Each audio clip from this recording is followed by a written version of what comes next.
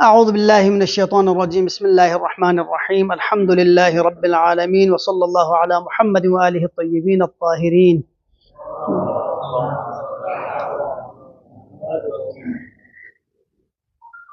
گفتگو علوم قرآن کے حوالے سے چل رہی ہے اور آج انشاءاللہ مبحث خامس اعجاز قرآن کے حوالے سے گفتگو کریں گے۔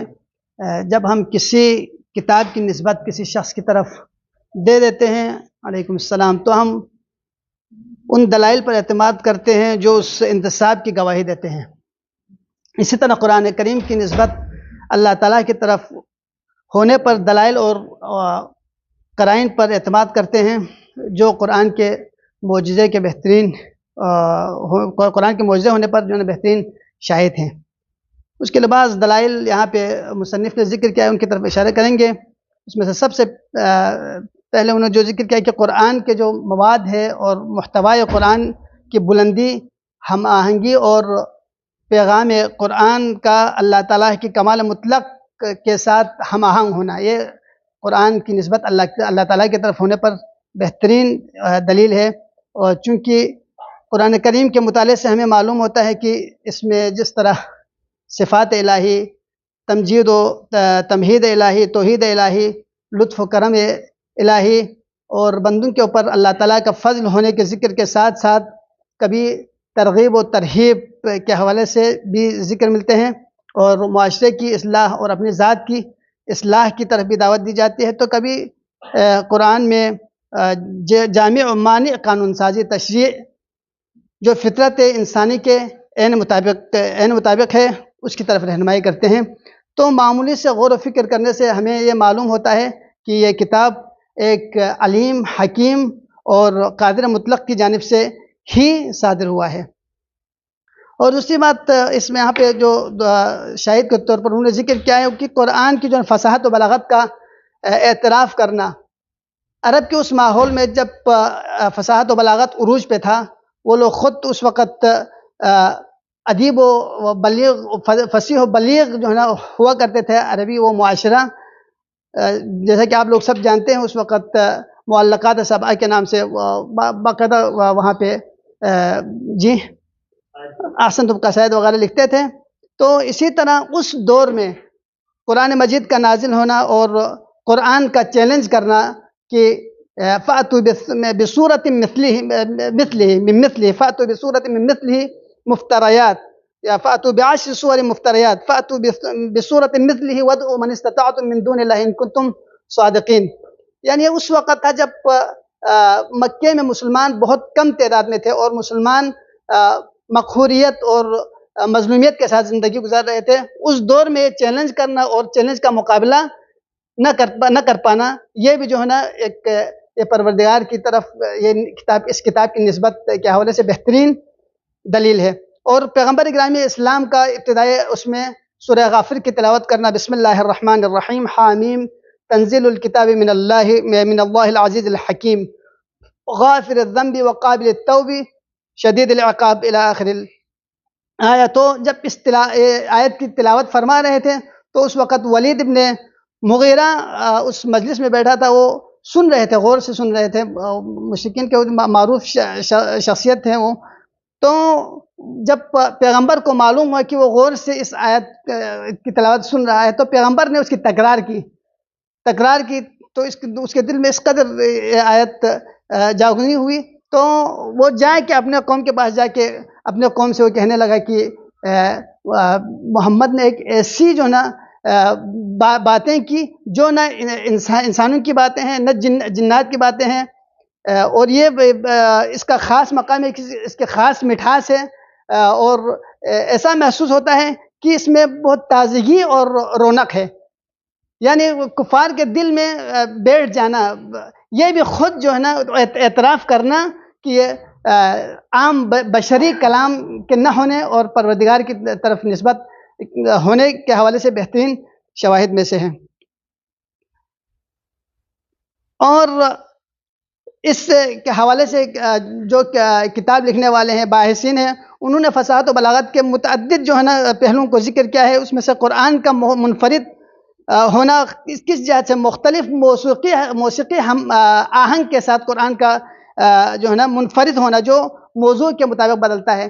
جیسے کہ آپ دیکھیں قرآن میں ایک خاص انداز سے، جیسے سورہ رحمان کی آپ اگر تلاوت دیکھیں تو اس کا جو خاص آہنگ ہے وہ ہم نہیں جانتے، چونکہ ہمارا جو ہے نا موسیقی کے ساتھ کوئی ربط نہیں ہے. ہم موسیقی کے ان اطوار کو، ان سروں کو ہم نہیں جانتے، لہٰذا ہم نہیں پہچان پاتے. لیکن جو موسیقی جانتے ہیں وہ ان آہنگ کو سمجھ سکتے ہیں، ان جو ہے نا جو ترنم ہے اس ترنم کو وہ درک کر سکتے ہیں.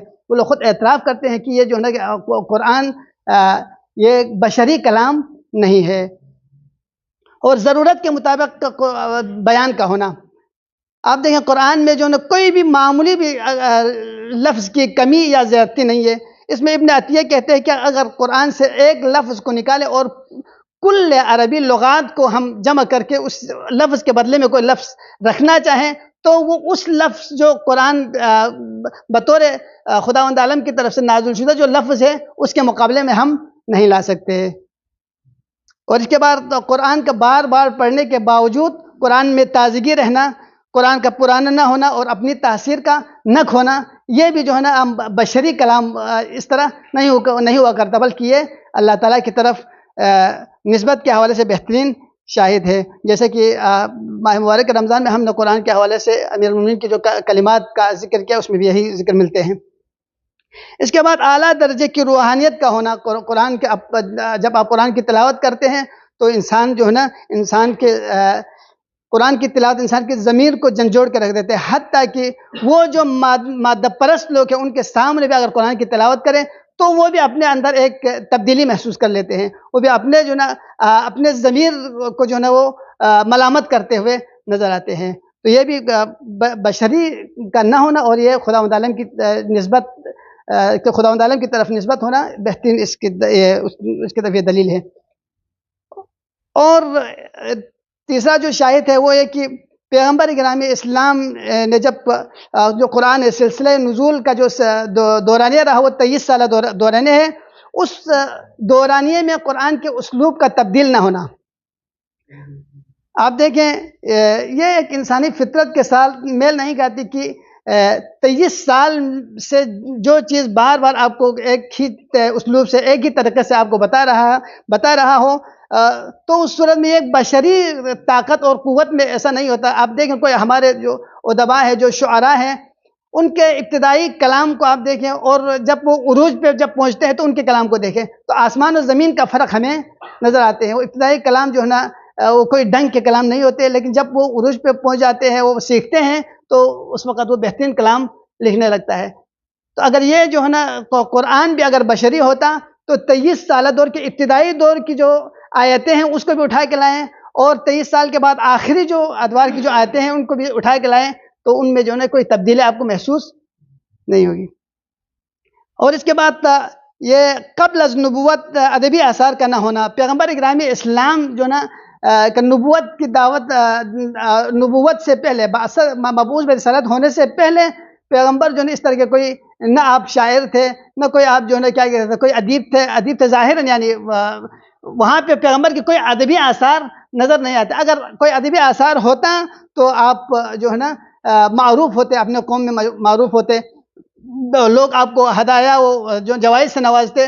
خاص کر آپ کی کفیل جناب حضرت ابو طالب علیہ السلام کے فقر کے حوالے سے، تنگ دستی کے حوالے سے معروف تھے، تو یقیناً لوگ آپ کو اس جہت سے بھی جو ہے نا ایک یہ آپ کے ادیب ہونے کے حوالے سے بہانہ بنا کے آپ کو ہدایہ وغیرہ دے دیتے، جبکہ ایسا نہیں. اور دوسری بات یہ کہ انسان جو ہے نا انسان کا جو عروج ہوتا ہے وہ عین شباب میں ہوتا ہے. کسی بھی چیز میں اگر اس کی وہ چمکتا ہے یا نکھرتا ہے تو وہ جوانی کے عالم میں نکھرتا ہے، جبکہ پیغمبر گرامی کے اس ابتدائی ادوار میں جو ہے نا اس طرح کی کوئی خاص چیزیں ہمیں نظر نہیں آتی. لہٰذا یہ بھی کیا ہے جی ایک قرآن کا خداوند عالم کی طرف نسبت ہونے کے حوالے سے بہترین دلیل ہے.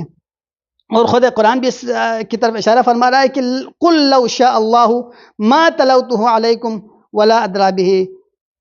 اگر خدا چاہتا تو میں یہ آیتیں تمہیں نہیں سناتا، تمہیں نہیں بتاتا. یعنی یہ بھی پروردگار عالم کی طرف سے ہی بولا جا رہا ہے، ما ینطق عن الہوی ان هو الا وحی یوحی. اور پانچواں جو شاہد ہے وہ قرآنی اسلوب کا مختلف اور کمال عروج پر ہونا. یعنی تمام آیتیں جو ہے متنوع مضامین کے باوجود تخلیقی حسن میں کیا ہے برابر ہے. آپ دیکھیں بلاغت کے جو نا قمۃ البلاغہ میں قرآن کی جو آیتیں آپ کو نظر آئیں گے. اب جب کہ ہم باقی جو ادبا اور باقی جو شعراء کی طرف دیکھیں تو ان میں جو ہے نا اکثر میں تخلیقی امور میں جو ہے نا ایک ہی ذائقہ ہوتا ہے. آپ دیکھیں مثلا کسی شاعر کا اگر ہم دیکھیں تو اگر کوئی کسی رسائی میدان میں معروف ہے تو اس صورت میں وہ دوسرے مدحت کے میدان میں جو ہے نا وہ کمزور ہوا کرتا ہے. اگر کوئی آپ خود یہاں پہ انہوں نے بھی ذکر کیا ہے کہ امرؤ القیس بہت جو عرب کا مشہور شاعر ہے وہ کہتے ہیں کہ ان کا شعر خوشی اور عورتوں کے ذکر اور گوڑوں کے اوصاف کے حوالے سے وہ بہت معروف تھے. اس وقت جب اس جو میدان میں جب وہ شعر کہتے تھے تو ان کے شعر جو نا سب ان کے شعر کو سراہتے تھے. لیکن اس کے علاوہ باقی جو میادین میں جو شعر کہتے تھے تو وہاں پہ وہ مزہ اور وہ لطف نہیں آتا تھا جو ان میادین میں انہیں حاصل ہوتا تھا. اور نابغہ کے حوالے سے نابغہ کہتے ہیں کہ ان کا شعر صرف جہاں پہ خوف کا تذکرہ ہو تو ان خوف کے بیان کے لیے وہ بہترین کلام پیش کرتے تھے، لیکن باقی جو خوشی کے مقام ہو وہاں پہ وہ بہترین کلام پیش نہیں کر پاتے تھے. درد اسی طرح آشا کے حوالے سے وہ کہتے ہیں کہ جی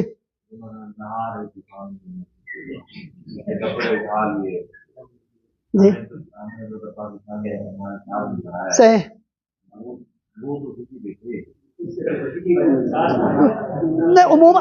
آپ دیکھو عمومی گفتگو ایک جگہ آپ ایک عمومی جہاد کو دیکھتے ہیں، جیسے کہ علامہ اقبال کے حوالے سے وہ کیا کہتے ہیں، خودی کے حوالے سے بہت زیادہ ان کا جو خودی کو پہچاننے کے حوالے سے بہت معروف تھے. خودی کے حوالے سے لوگوں کو جو ہے شاہین صفت بنانے کے حوالے سے، یعنی وہ خودی کے حوالے سے کہتے ہیں کہ آدم از بی بصری بندگی آدم کر گوہر داشت ولے نظر قباد و جم کر. یعنی انسان آدم از بے بصری بندگی آدم کر، لوگ جو ہے اپنی بے بصارت کی وجہ سے اپنے جیسے لوگوں کی وہ غلامی کرنے لگے. آدم از بے بصری بندگی آدم کر گوہر داشت، وہ قیمتی نایاب شے تھا، گوہر داشت ولے نظر قباد و جم کر، لیکن وہ اپنے آپ کو ان بادشاہوں کے جو نے کیا کیا نظر کر دیا.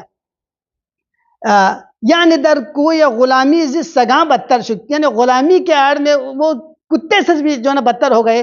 من نہ دیدن کہ سگے پیچھے سگے سر خم کر، میں نے نہیں دیکھا کہ ایک کتا دوسرے کتے کے سامنے سر جھکائے.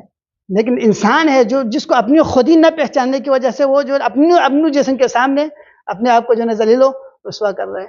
اور خودی کو کر بلند اتنا کہر تقدیر سے پہلے خدا بندے سے خود پوچھے بتاتے. اور آپ شاہین کے حوالے سے دیکھیں کہ اب بہت سارے جو جوانوں کے حوالے سے کہتے ہیں کہ وہ جو ہے تو شاہین ہے بسیرا کر پہاڑوں کی چٹانوں میں. اسی طرح ہر جو کہنے کا مطلب یہ ہے کہ عام جو ادبا اور عام جو شعراء ہے وہ ایک ہی جہت کے کلام میں وہ معروف ہوا کرتا ہے. لیکن قرآن مجید کی جو نا اللہ تعالیٰ کی طرف نسبت ہونے کے حوالے سے بہترین دلیل ہے کہ اس میں جس سمت کو بھی دیکھیں اتنے جو نا موضوعات ہونے کے باوجود ان موضوعات میں آپ کو کمی بیشی نظر نہیں آئے گی.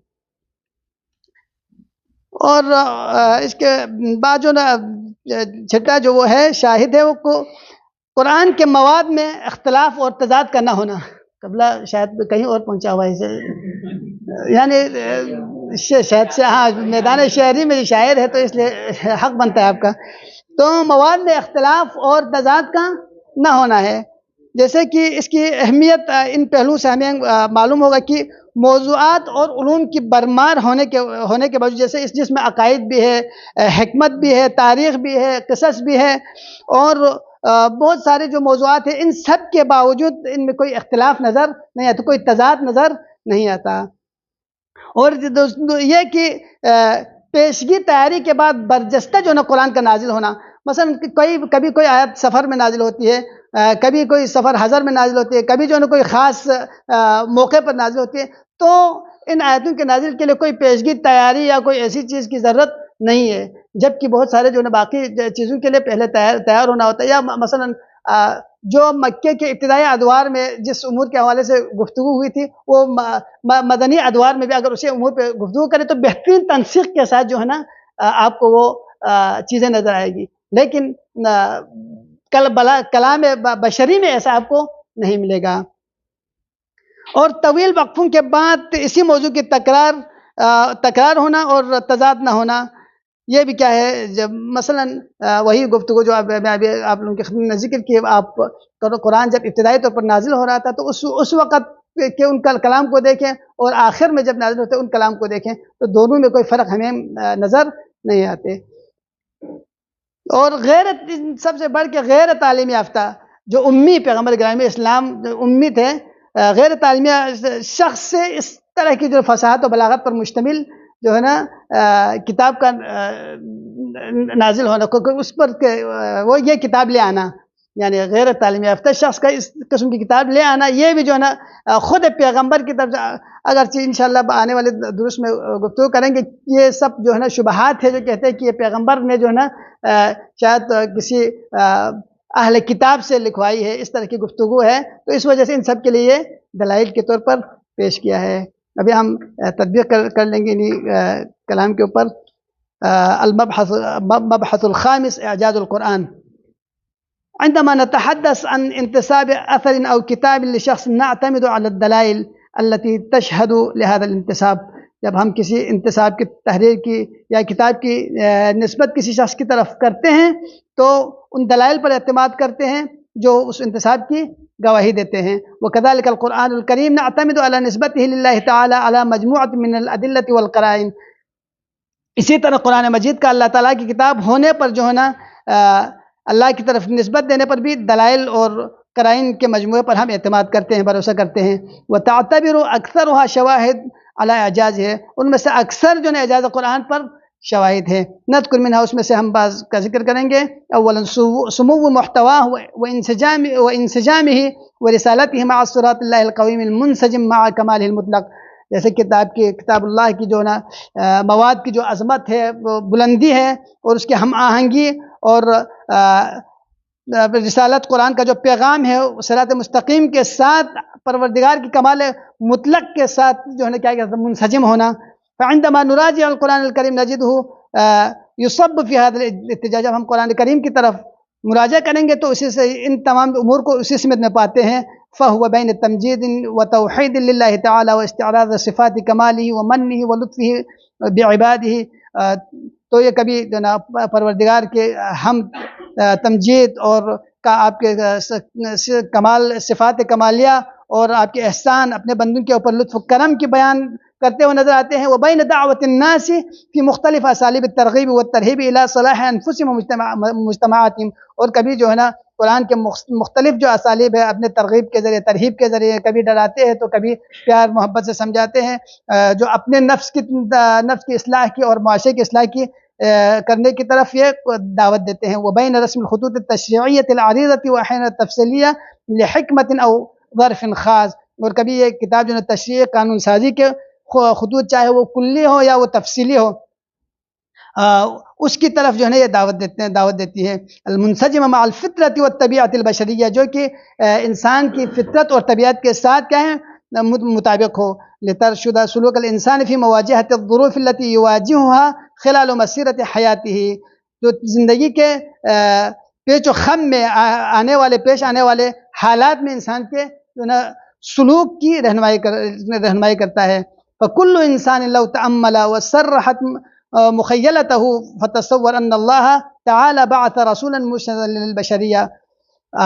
بس ہر انسان اگر وہ تأمل کرے، غور و فکر کرے اور اپنے تخیل کو آزاد رکھے، تصور کرے کہ پروردگار عالم نے ایک رسول بھیجا ہے جو کہ انسانیت کی جو ہے نا ہدایت کے لیے، تو فهل يتوقع من هذا المبعوث الالهی مفهوما او ارشادا او مشروعا يصطدم بتعلیم القرآن ويتنافى معه، او نلاحظ الانسجام الكامل بين المضمون القرآنی ومشروع الہدایت والاصلاح۔ تو کیا یہی پاتے ہیں کہ وہ جو نا تصوری طور پر، ارشادی طور پر، یعنی رہنمائی طور پر، یا جو نا خاص منصوبے کے تحت جو قرآنی تعلیم کے ساتھ یہ ٹکراتا ہے، یا قرآنی مواد اور ہدایت و اصلاح کے مشروع سے کیا یہ مکمل ہم آہنگ نہیں ہے؟ تو یقیناً یہ جو ہے نا ایسی بات نہیں ہے، بلکہ پیغمبر گرامی اسلام کی جو تمام گفتگو ہے وہ بالکل عین طبیعت کے مطابق ہے اور عین فطرت بشریت کے مطابق ہے۔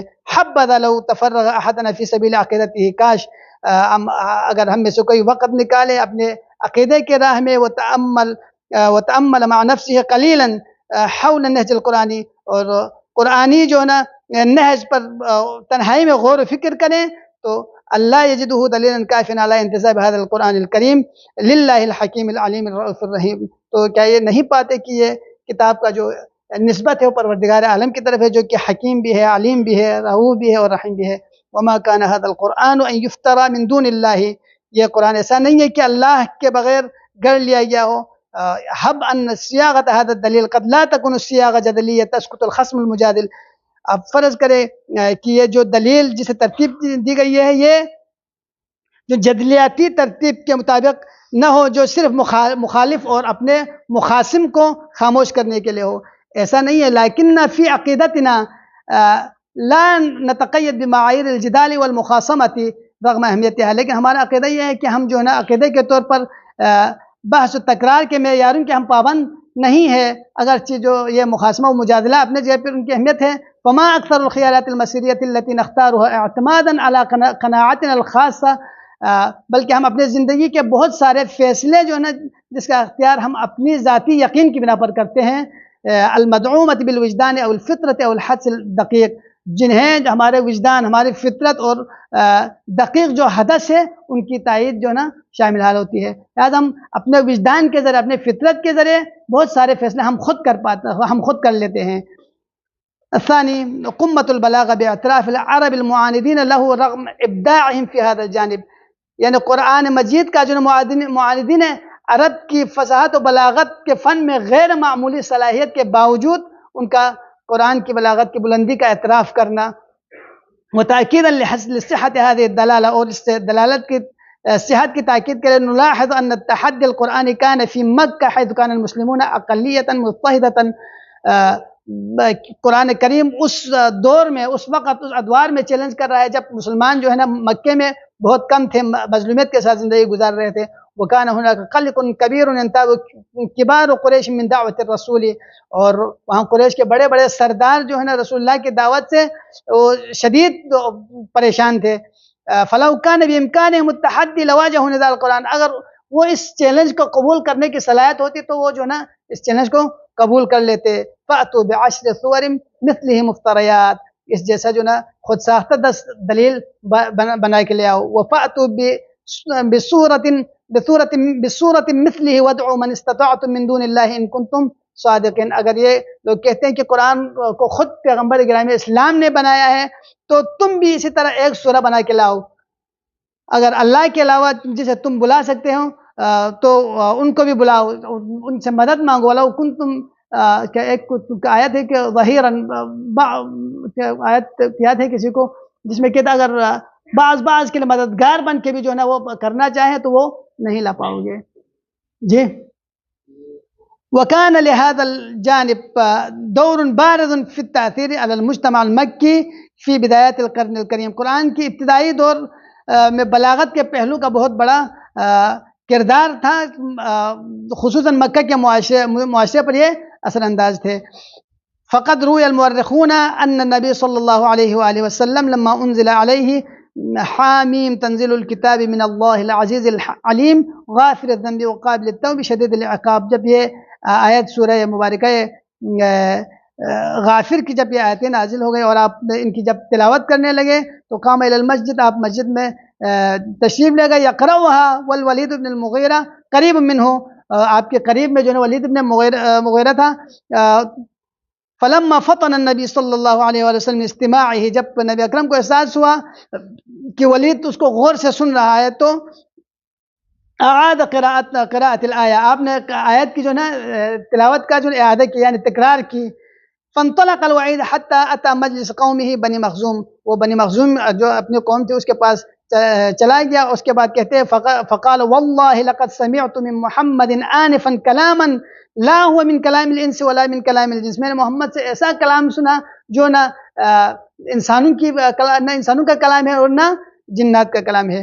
وَإِنَّ لَهُ لَحَلَاوَةً وَإِنَّ عَلَيْهِ لَطَلَاوَةً، اور اس کلام میں ایک ایسا خاص مٹھاس تھا اور اس میں جو ہے نا رونق اور تازگی تھی اس کلام میں. وَإِنَّ أَعْلَاهُ لَمُثْمِرٌ، اور اس کا بالائی حصہ ثمر آور تھا. وَإِنَّ أَسْفَلَهُ لَمُغْدِقٌ، اور اس کا جو ہے نچلا حصہ جو ہے سیرابکن تھا. وَإِنَّهُ لَيَعْلُو وَمَا يُعْلَى عَلَيْهِ، اور یہ جو ہے نا غالب رہنے والا تھا، اس پر کوئی چیز غالب نہیں آ سکتی. یہ وہ خود جو ہے نا اس وقت فصاحت و بلاغت کے مالک جو لوگ تھے وہ اس طرح سے اعتراف کر رہے ہیں. وقد اشار الكتاب والباحثون الى جوانب متعددة في الفصاحة والبلاغة تميز بها القرآن نشير الى بعضها. اور اس طرح بہت سارے لکھاریوں نے اور محققین نے متعدد پہلو فصاحت و بلاغت کے متعدد پہلو پر گفتگو کی ہے. ہم ان میں سے بعض کی طرف اشارہ کریں گے. الاول الايقاع الموسیقی المتمیز المتعدد الانواع والمتناسق مع الجو، جیسے قرآن کا جو منفرد موسیقی آہنگ کا ہونا جو مختلف اقسام اور حالات و موضوع کے مطابق جو ہے نا بدلتا رہتا ہے، یعنی ہر ایک کے ساتھ یہ میل کھاتا ہے. یہ آہنگ جو ہے نا موسیقی کے تمام جو اطوار ہیں ان کے ساتھ یہ ہم آہنگ ہے. کما عن الموسیقار المعروف محمد حسن الشجاعی، جیسے کہ معروف جو موسیقار ہے جس کا نام محمد حسن الشجاعی ہے، وہ جو ہے اس بات کو کر لیتے ہیں کہ یہ قرآن جو ہے نا اس کے کلام الہی ہونے کے حوالے سے یہی کافی ہے، کلام بشری نہ ہونے کے حوالے سے، کہ یہ جو ہے نا موسیقات کے جو آہنگ ہے اس کے ساتھ کیا ہے جی مطابقت رکھتا ہے. اب موسیقی الباطنی کما یقول استاد محمود مصطفیٰ، جیسے یہ استاد محمود مصطفیٰ نامی کوئی شخص ہے وہ کہتے ہیں کہ یہ موسیقی باطنی کے ساتھ بھی کیا ہے جی یہ ہم آہنگ ہے. ثانی انه بیان علی قدر الحاجہ، اور قرآن کا جو ہے نا کلام اللہ ہونے کے حوالے سے یہ ہے کہ قرآن ضرورت کے مطابق، اگر ہم جو ہے ایک بات کو پہنچانا ہو تو اس صورت میں بہت سارے باتیں کرنے کے بعد جو ہے نا ہم ایک اپنے مطلب کو پہنچا سکتے ہیں. لیکن یہ قرآن جو ایسی کتاب ہے جس میں جو ہے نا اپنے ضرورت کے مطابق نہ ایک حرف زیادہ ہے نہ ایک حرف کم ہے. جیسے کہ ابن عطیہ کہتے ہیں کہ لو نزعت منه لفظة ثم ادير لسان العرب على لفظة فی ان یوجد احسن منها لم توجد، اگر ایک حرف کو بھی قرآن سے ہم اٹھا لیں اور اس کے جگہ پر پورے ادب قرآن کو ادب لسان عرب کو ہم دیکھیں تاکہ اس سے بہتر لفظ کوئی مل سکے جس سے اس کے جگہ پہ رکھنے کے لیے، تو وہ نہیں ملے گا. جیم انه لا يخلق عن كثرة الرد، لا يخلق عن كثرة الرد وطول التکرار، اور یہ قرآن جو ہے نا کثرت تلاوت سے اور کثرت تکرار سے جو یہ پرانا نہیں ہوتا، یعنی اس کا جو قرآن میں جو لطف ہے وہ ختم نہیں ہوتا. کما اشار الیہ کلام الامام علی علیہ السلام، امیر المؤمنین علیہ السلام فرماتے ہیں ولا یخلق علی کثرت الرد ولا یفنى عجائبہ، یعنی قرآن جو ہے اپنے معانی جو ہے وہ اس میں ہر دم تازہ رہتا ہے، اور اس کے کلمات میں آپ جب بھی کوئی قرآن کی تلاوت کرتا ہے تو اس میں ایک تازگی محسوس کرتا ہے اور ایک نیا مطلب آپ کو سامنے آتا ہے. الروحانیت العالیہ فیہ، اور ایک یہ بھی ہے کہ قرآن میں جو ہے نا عجیب قسم کی اور اعلیٰ درجے کی روحانیت ہے. هذه الروحانیت التي تنفذ الى عمق سریرۃ الانسان، اور یہ روحانیت انسان کی باطن کی جو نا گہرائیوں میں جو نا جاگزی ہوتی ہے، اتر جاتی ہے. وتہتز وجدانہ، اور اس کے وجدان کو جو نا وہ جھنجھوڑ کے رکھ دیتی ہے. حتی ان کثیرا من اسر الحضارۃ المادیۃ المعاصرہ آمنوا بالاسلامی، حتیٰ کہ جو دور حاضر کے مادی تہذیب رکھنے والے بہت سارے اسیر، یعنی مادیت میں غرق، جو اپنے آپ کو مادیت میں اسیر کیے ہوئے لوگ بھی جو نا اس اثر کو لیے بغیر نہیں رہ پاتے. وہ اثر متاثر ہو کہ کیا کرتے ہیں، وہ اسلام لے آتے ہیں، ایمان لے آتے ہیں، تأثرا بهذه الروحانیت، اسی روحانیت سے متاثر ہو کر. ثالثا عدم التطور اسلوبه خلال 23 عاما، یعنی 23 سال کے دور نزول میں بھی اسلوب کا تبدیل نہ ہونا، یہ بھی کیا ہے جی دلیل ہے. یہ فترۃ النزول ہے، یعنی 23 سال کا دورانیہ. وهو امر لا ينسجم مع طبیعت الانسان التکاملیہ، وہ ایک ایسا امر ہے جو کہ انسان کی جو ارتقائی فطرت کے ساتھ میل نہیں کھاتا. یعنی 23 سال سے جو ہے نا ایک چیز بولا جا رہا ہے، لیکن وہ اس میں کوئی کمی ہے نہ بیشی ہے، نہ اس میں جو ہے نا کیا تبدیلی ہے. جیسے کہ ولا نلاحظ الفارق الشاسع في مستوى الفن للشعراء والادباء عندما نقارن بين بداية نتاجهم الادبي ومرحلة تكاملهم. اور اس میں جو ہے کیا اس 23 سالہ دور میں ان میں کوئی فرق ہمیں نظر نہیں آتا، جبکہ شعراء اور ادباء کے اگر ہم ابتدائی کلام اور ابتدائی ان کے جو ہے فن پاروں کی طرف ہم دیکھیں تو اس صورت میں وہ جب وہ عروج پہ پہنچنے کے بعد ان میں آسمان و زمین کا فرق ہم محسوس کر لیتے ہیں. بینما لا نجد هذا التکامل فی القرآن، جبکہ یہ تطور ہم قرآن میں ہمیں یہ تطور دکھائی نہیں دیتا. فلا نجد تطورا فی السور المدنیہ عن المکیہ من ناحیۃ الاسلوب والفصاحت والبلاغہ. جیسا کہ ہم مکی جو آیتیں ہیں جو پہلے نازل ہو گئی اور مدنی آیتیں ہیں جو بعد میں نازل ہو گئی، ان دونوں کو دیکھیں تو فصاحت و بلاغت کے حوالے سے دونوں میں کوئی فرق ہمیں نظر نہیں آتی. ويمكن ان نضيف الى هذه النقطة، اس نقطے پر ہم اضافہ کرنا یہ بھی ممکن ہے کہ ان لا نجد فی القرآن تذبذبا فی الاسلوب ولا ضعفا فی بعض صوره وآیاته. اور ہم قرآن میں جو نا کوئی اس کے اسلوب میں کوئی اتار چڑھاؤ ہمیں نظر نہیں آتا، اور نہ ان کے صورتوں میں آیتوں میں کوئی کمی ہمیں نظر آتی ہے. مکیۃ کانت ام مدنیہ، چاہے وہ مکی آیتیں ہوں یا مدنی آیتیں ہوں. وهذا ايضا مخالف لطبیعت البشریہ المتاثرہ بعوامل عدیدۃ. ٹھیک ہے جی، اور یہ بھی کیا ہے جی طبیعت بشری کیا ہے جی مخالف ہے، جو مختلف عوامل سے کیا ہوتا ہے متاثر ہوتا ہے. تنعکس علی نتائج، جو اس کی تخلیق پر اثر انداز ہوتی ہے.